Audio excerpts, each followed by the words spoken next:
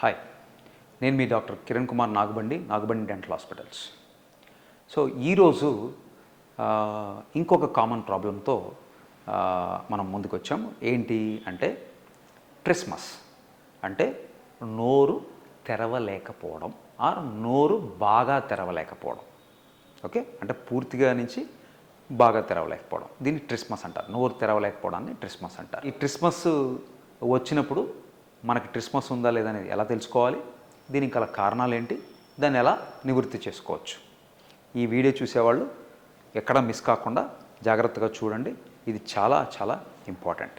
First, మీకు ట్రిస్మస్ ఉందా లేదా ఎలా చెక్ చేసుకోవాలి అంటే మీరు పూర్తిగా మీకు ఎంత నోరు తెరవాలో అంత నోరు తెరుస్తున్నారా లేదా ఎలా చూసుకోవాలి అంటే ఫస్ట్ మీ ఎవరికి వాళ్ళే, వేరే వాళ్ళది కాదు, 3 వేళ్ళు ఇలా కాదండి, ఇలా పెట్టి నోరు ఓపెనింగ్ ఉందా లేదా చూసుకోవాలి. దిస్ ఇస్ ద మినిమల్ అన్నమాట. అంటే యాక్సెప్టబుల్ మౌత్ ఓపెనింగ్, నోరు తెరవడంలో యాక్సెప్టబుల్ మౌత్ ఓపెనింగ్.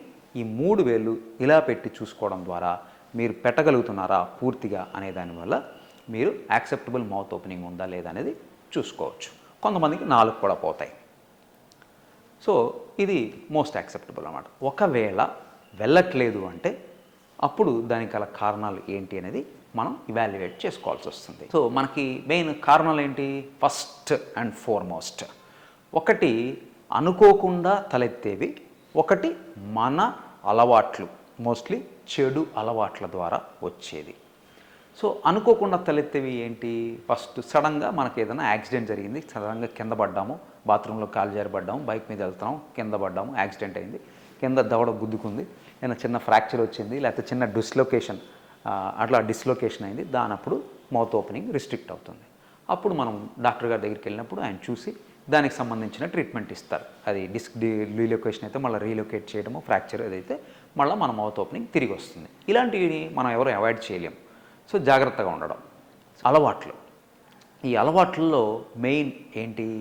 టొబాకో, తంబాకుని సున్నంలో కలిపి నోట్లో బొగ్గ పక్కన పెట్టుకోవడం, పాన్ పరాగ్, గుట్కా, బెటల్ నట్, ఇలాంటివి నమిలి రెగ్యులర్గా విపరీతంగా పాన్లు బెటల్ నట్ పెట్టుకొని తినేవాళ్ళు, బుగ్గన పెట్టుకునేవాళ్ళు. వీటన్నిటికి ఏమవుతుందంటే మన బుగ్గలు చూసినట్టయితే చాలా మెత్తగా చక్కగా ఉంటాయి. ఇలాంటి వాళ్ళలో దీర్ఘకాలంలో వాటిలో ఉండే రసాయనాలు సిక్రీట్ చేసే కొన్ని కెమికల్స్ వల్ల అవి మన బుగ్గ కండరాల మీద ప్రభావం చూపించి కంటిన్యూస్గా ఇరిటేట్ చేస్తుందండి. కంటిన్యూస్గా ఇరిటేట్ చేసి వాటి ప్రభావం వల్ల ఇవి ఈ సన్న దారం లాంటి కండరాలన్నీ గట్టిపడిపోతాయి. మనం ఫైబ్రోసిస్ అంటాం, ఓరల్ మ్యూకస్ ఫైబ్రోసిస్ అంటాం, సబ్మ్యూకస్ ఫైబ్రోసిస్.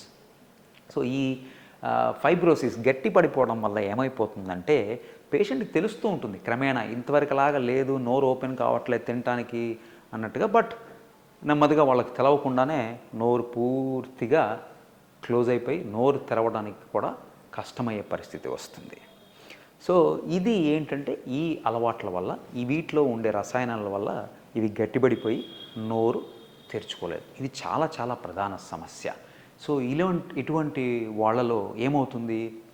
నోరంతా అల్సర్ లాగా అయిపోతుంది. పైనుండే రక్షణ పొర అనేది వెళ్ళిపోయి లోపల కండ ఎక్స్పోజ్ అయిపోయి అల్సర్లాగా అయిపోయి అన్నీ గట్టిపడిపోయి నోరు ఓపెన్ చేయలేక ఇలాగే వదిలేసినట్టయితే, దీన్ని ప్రీ మ్యాలిగ్నెంట్ కండిషన్ అంటాం. ఇలాగే అశ్రద్ధ చేసినట్టయితే ఇది క్యాన్సర్ కింద వెళ్ళిపోతుంది, ప్రాణాలే తీసేస్తుంది. సో ఇలాంటి వాళ్ళు చాలా జాగ్రత్తగా ఉండాల్సింది ఏంటంటే అలవాటు మానేయటం. అండ్ ఇంకొక పాయింట్ అండి ఇక్కడ ఏంటంటే వీటిలో నోరు పూర్తిగా క్లోజ్ అవుతే తినటానికి వీలు లేనప్పుడు పైన 2 కింద 2 పళ్ళు కూడా తీసేసి స్ట్రా పెట్టి నోట్లో వేసుకోవడానికి కూడా ప్లేస్ లేకపోతే పళ్ళు తీసి ఆహారం లోపల పంపించాల్సిన పరిస్థితి కూడా రావచ్చు. సో ఈ అలవాటుతో అదొకటి జాగ్రత్తగా ఉండాలి. నెక్స్ట్ ఇంకొక కారణం వచ్చేసి టెంపోరో మ్యాండిబులర్ జాయింట్ అంటారు. అంటే మనకి ఈ జాయింట్ని టెంపోరో మ్యాండిబులర్ జాయింట్ అంటారు. ఒకటి లెఫ్ట్, ఒకటి రైట్ టెంపోరో మ్యాండిబులర్ జాయింట్. మనకి జాయింట్ ఇలా కదలటానికి, ఇలా చేయడానికి ఇదన్నిటికీ కారణం ఏంటంటే మన ఒళ్ళంతా కండరాలు ఉంటాయి, మజిల్స్.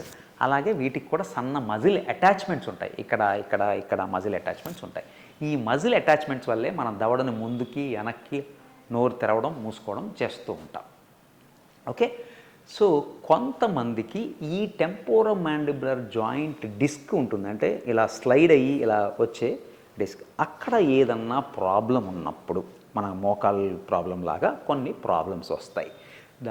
అలాంటి ప్రాబ్లమ్స్ ఏమన్నా ఉన్నప్పుడు మన వీటికి ఈ కండరాల మీద ప్రభావం పడి ఈ కండరాలు స్ట్రెయిన్ అయ్యి దానివల్ల నోరు ఓపెన్ చేయలేకపోతారు. ఇలాంటి కండిషన్ ఏమన్నా ఉన్నట్టయితే దానికి సంబంధించి డెంటిస్ట్ దగ్గరికి వెళ్ళినప్పుడు అది పరీక్షించి దానికి మజిల్ రిలాక్సెంట్స్, తర్వాత వేడి కాపడం, ఇంకా ఫర్దర్గా అక్లూజల్ స్ప్లింటర్ నోట్లో పెట్టుకునే చిన్న పరికరం, మీ యొక్క సివియారిటీని బట్టి మీకు ఎంతకాలం నుంచి ఉంది, ఏంటి, ఏం చేయగలుగుతున్నారు, ఎంత మౌత్ ఓపెనింగ్ అనే దాన్ని బట్టి మీకు ట్రీట్మెంట్, మీకు కావాల్సిన ట్రీట్మెంట్ ఇవ్వడం జరుగుతుంది. నెక్స్ట్ మనకి పంటికి సంబంధించి చిగుళ్ళ వ్యాధి అని ఉంటుంది. ఇంతకుముందు మన వీడియోస్ చూసినట్టయితే మీకు తెలుస్తుంది చిగుళ్ళ వ్యాధి గురించి డీటెయిల్డ్గా చెప్పుకున్నాము. బట్ ఇక్కడ నేను జస్ట్ చెప్పేది ఏంటంటే చిగుళ్ళ వ్యాధి వచ్చినప్పుడు పళ్ళు కదులుతాయి. అంటే పన్ను వేరు చుట్టూ ఉండి ఎముక అరిగిపోవడం వల్ల పళ్ళు కదులుతూ ఉంటాయి.